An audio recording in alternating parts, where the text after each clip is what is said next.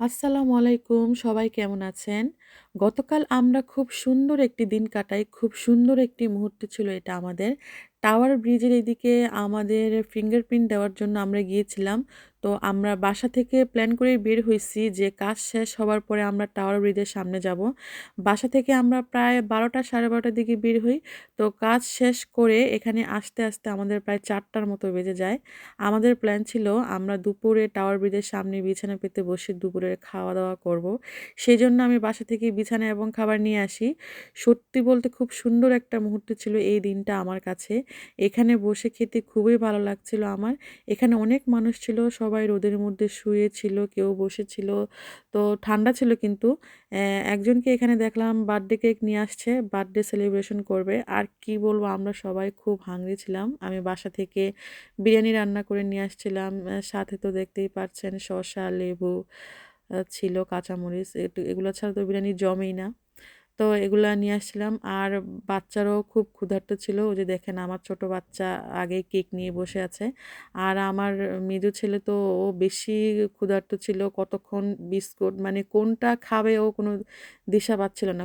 কতক্ষণ বিস্কুট খায়, কতক্ষণ কেক খায়। আবার আমি এদিক দিয়ে বিরিয়ানি দিচ্ছিলাম, সেটাও খাচ্ছিল। ও খুবই বেশি ক্ষুধার্ত ছিল খাওয়ার জন্য। ওই সময়তে আবার ওদের ফুপ্পি ফোন করে ফুপ্পির সাথে কথা বলছিল আমার বাচ্চারা। তো বলতেছে ওরা কোথায় গেছে, ঘুরতে আসছে, ওরা কি খাচ্ছিল সবকিছুই ওর ফুপ্পিকে বলতেছিল। বিরিয়ানিটা খুব মজা হয়েছিল। আসলে মজা হয়েছিল কি না আমি জানি না। নাকি এই সুন্দর মুহূর্তটা এই খাবারটাকে মজা করে তুলছিল। হবে হয়তো সেটা।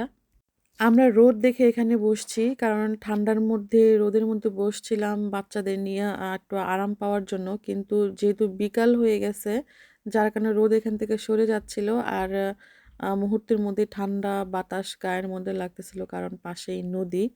তারপরে এই তো দেখেন খাওয়া-দাওয়া শেষে ওইখান থেকে রোদ যখন চলে যায় তখন আমরা আবার আরেক সাইডে চলে আসি যেখানে রোদ ছিল। তো সেখানে এসে আবার আমরা বসি। তো খাওয়া-দাওয়া শেষে আমার হাসব্যান্ড আর ছেলে শুয়ে পড়ছে, ওরা রেস্ট নিচ্ছিল। আর ওই যে পিছনে যে মানুষগুলো দেখলেন, ওরা লাউড স্পিকারে গান বাজাচ্ছিল। তো এই জায়গাটা তখন আরো বেশি ভালো লাগছিল দেখতে। মুহূর্তটা আরো এনজয় করতেছিলাম। আর এই যে দেখেন আইসক্রিম খাওয়ার মানুষ। এরা এখানে আসলে মানে আইসক্রিম খাওয়ার জন্য পাগল হয়ে যায়। আর কোথাও ঘুরতে গেলে ওইখানে আইসক্রিমের গাড়ি দেখলেই আইসক্রিম ওদের কিনে দিতেই হবে।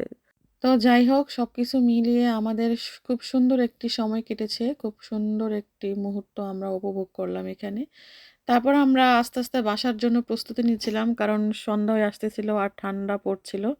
তারপর আমরা একটু পরেই বাসার জন্য রওনা দেই।